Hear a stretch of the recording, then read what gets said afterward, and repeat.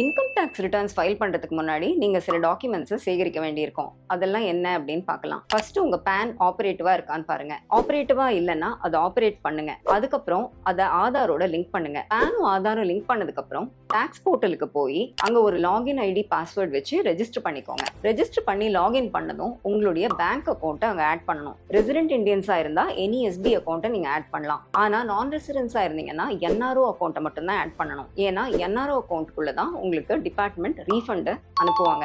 NRE account add பண்ணீங்கன்னா அது invalid அப்படின்னு வந்துடும். நெக்ஸ்ட் நீங்க சேலரிடா இருக்கீங்க அப்படின்னா உங்க எம்ப்ளாயர் கிட்ட இருந்து ஃபார்ம் 16 கலெக்ட் பண்ணிக்கோங்க. அதுக்கப்புறம் interest, dividend, rent, home loan certificate இந்த மாதிரி டீடைல்ஸை கேதர் பண்ணுங்க. லாஸ்ட்லி வெரி இம்பார்ட்டன்ட், நீங்க லாஸ்ட் இயர் ஏதாவது கேபிட்டல் அசெட் வித்திருந்தீங்க அப்படின்னா அதோட கேபிட்டல் கெயின் ஸ்டேட்மெண்ட்டையும் டவுன்லோட் பண்ணணும். For instance stocks, bonds, ETFs, mutual funds, gold, ப்ராப்பர்ட்டின்னு எந்த சொத்து வித்திருந்தாலுமே அதற்குண்டான கேபிட்டல் கெயின் ஸ்டேட்மெண்ட்டை டவுன்லோட் பண்ணி ரெடியா வச்சுக்கோங்க. இந்த அனைத்து டாக்குமெண்ட்ஸும் தயார் பண்ணிட்டீங்க அப்படின்னா you are ready to begin your tax filing.